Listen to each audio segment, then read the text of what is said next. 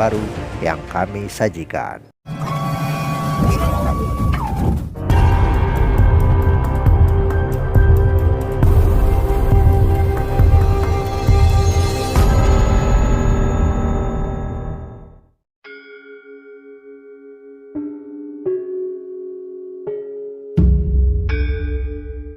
Kisah perempuan hebat ini telah banyak diceritakan dalam berbagai literatur sejarah di Nusantara.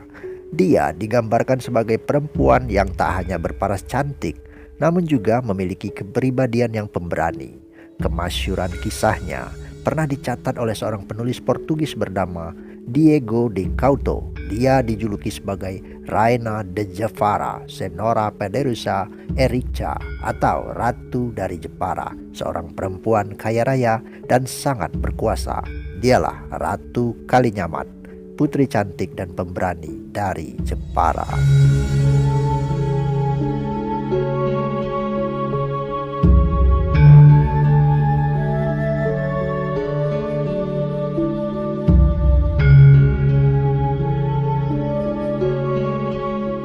Ratu Kalinyamat adalah putri dari Pangeran Trenggana sekaligus cucu Raden Patah, Sultan pertama Kerajaan Demak. Nama aslinya Retna Kencana. Ia terkenal cerdas, berwibawa, berani, dan bijaksana. Pada usia remaja, ia dinikahkan dengan Pangeran Kalinyamat. Pangeran Kalinyamat berasal dari luar Pulau Jawa. Terdapat berbagai versi tentang asal-usul Pangeran Kalinyamat ini. Masyarakat Jepara menyebut nama aslinya adalah Wintang, seorang saudagar Tiongkok yang mengalami kecelakaan di laut. Ia terdampar di pantai Jepara dan kemudian berguru pada Sunan Kudus.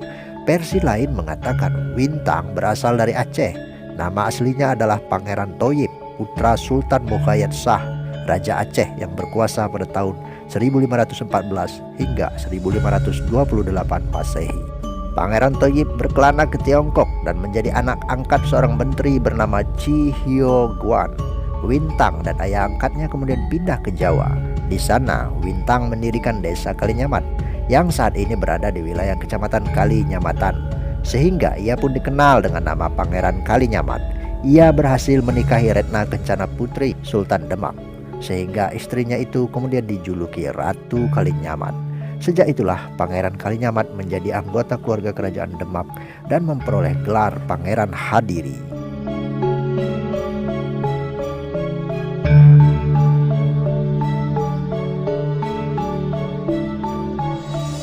Pada tahun 1549, sepupu Ratu Kalinyamat yang bernama Sunan Prawata mati dibunuh oleh utusan Arya Penangsang, sepupunya yang menjadi Adipati Jipang. Ratu Kalinyamat menemukan keris Kiai Betok milik Sunan Kudus menancap pada mayat kakak sepupunya itu.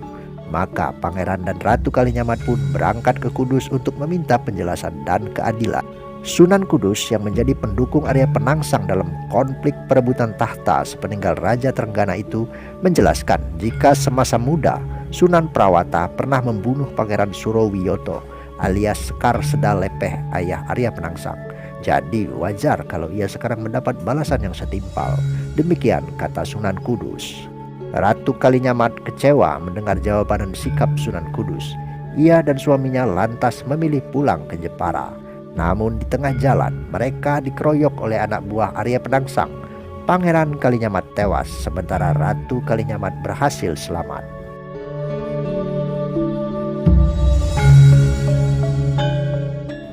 Kematian suaminya meninggalkan dendam kesumat di hati Retna Kencana. Ia bersumpah akan melakukan ritual tapa telanjang sampai pembunuh suaminya itu ditangkap dan diadili. Isi sumpah itu berbunyi, "Ora pisan-pisan ingsun cengkar saka tapa ingsun yen durung iso kramas getihe lan keset jambule Aryo Penangsang." Artinya dia tidak akan menghentikan laku tapanya jika belum bisa keramas dengan darah Arya Penangsang dan menjadikan kepala pembunuh suaminya itu sebagai alas kaki.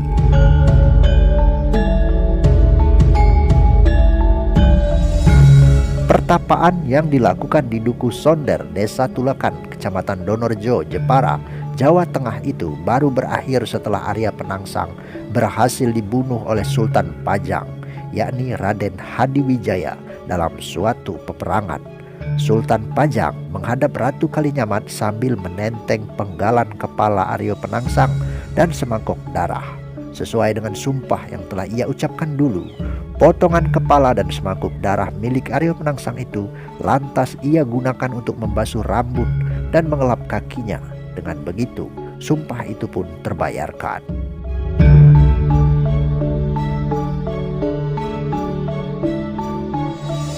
Sebagian kalangan mengartikan tapa wudo atau tapa telanjang ini betul-betul dilakukan dalam kondisi telanjang atau tanpa selembar busana. Namun sebagian lagi mengartikan tapa wudo atau tapa telanjang hanyalah sebuah kiasan. Kalangan terakhir ini menyampaikan bahwa tapa wudo adalah ritual menanggalkan gemerlap duniawi dan pakaian kebesaran kerajaan. Dalam melaksanakan tapa ini, Ratna Kencana tetap mengenakan pakaian. Namun pakaian yang ia kenakan bukanlah pakaian mewah milik kerajaan, melainkan pakaian yang biasa dikenakan oleh kalangan rakyat jelata. Tapa wudo yang ia lakukan adalah bentuk ritual dan doa mencari keadilan Tuhan setelah suaminya tewas di tangan Aryo Penangsang.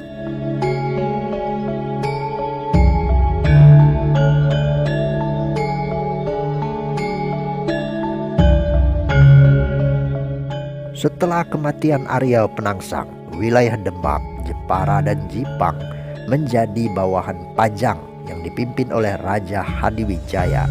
Meskipun demikian, Hadiwijaya tetap memperlakukan Ratu Kalinyamat sebagai tokoh senior yang dihormati dan mengangkatnya kembali menjadi Bupati Jepara.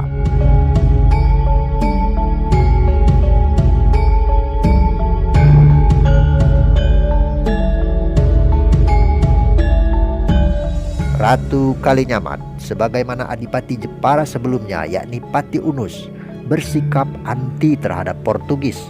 Pada tahun 1550 ia mengirimkan 4.000 tentara Jepara dalam rangka memenuhi permintaan Sultan Johor untuk membebaskan Malaka dari kekuasaan bangsa Portugis. Pasukan Jepara bergabung dengan pasukan Persekutuan Melayu hingga mencapai 200 kapal perang. Pasukan gabungan tersebut menyerang dari utara dan berhasil merebut sebagian wilayah Malaka. Namun Portugis berhasil membalas. Pasukan Persekutuan Melayu dapat dipukul mundur, sementara pasukan Jepara masih bertahan. Baru setelah pemimpinnya gugur, pasukan Jepara ditarik mundur.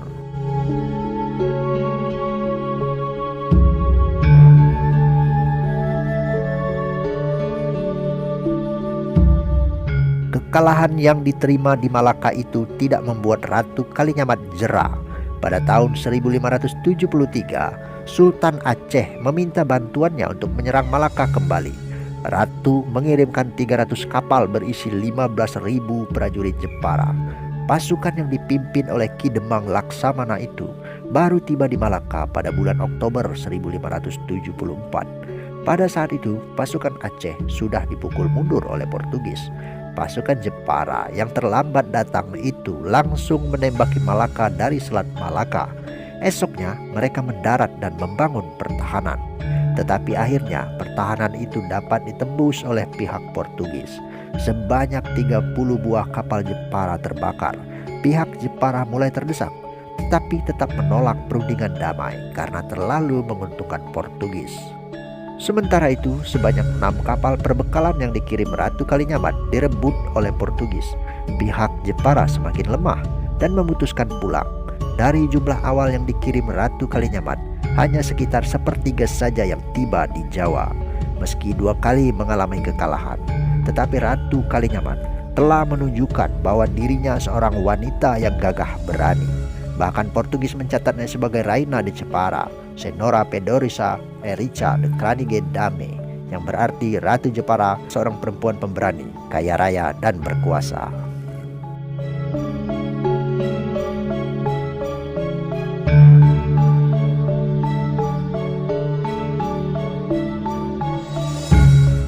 Ratu Kalinyamat berhasil membawa Jepara menuju puncak kejayaan pada abad ke-17. Sebagai ratu yang memiliki posisi politik cukup kuat dan kaya raya saat itu, keberadaannya sangat berpengaruh di wilayah Nusantara. Ia berhasil membenahi perekonomian Jepara yang nyaris hancur akibat konflik perebutan tahta yang berlarut-larut. Di bawah kepemimpinannya, Jepara menjadi salah satu daerah pengekspor beras nomor 1 di Pulau Jawa saat itu. Ia juga membangun 4 kota pelabuhan, yaitu Jepara, Juwana, Rembang, dan Lasem. Dari pelabuhan-pelabuhan ini, pedagang-pedagang dari Jepara mulai menjalin hubungan dengan pasar internasional. Bahkan dalam buku yang ditulis oleh Meiling Roelofs yang berjudul Asian Trade and European Influence in the Indonesia Archipelago, ditulis jika para pedagang Jepara berhasil mendatangi Pulau Bali, Maluku, Makassar, hingga Banjarmasin untuk menjalin hubungan kerjasama politik dan perdagangan. Selama era kekuasaannya, Jepara berkembang menjadi bandar besar di pantai utara Pulau Jawa.